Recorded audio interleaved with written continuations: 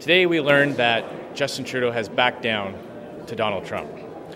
Canadians are anxious to see how the new deal Canada has signed with the United States and Mexico will affect their lives. It is already clear that there have been a number of cases where Justin Trudeau has backed down.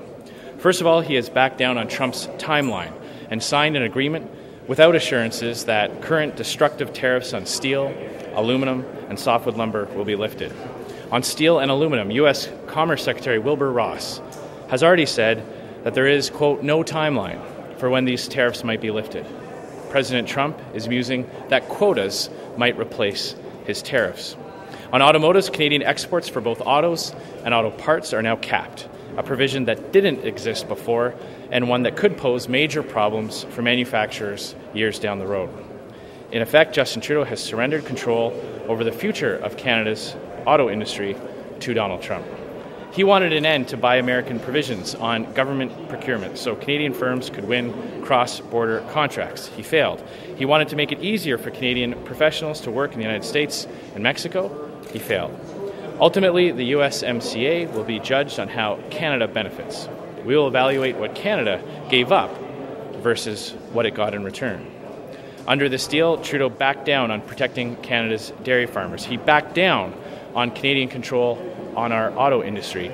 He backed down on Canadian sovereignty on setting prescription drug prices for Canadians. The deal may have a new name, but we've signed a deal that's worse than the previous one.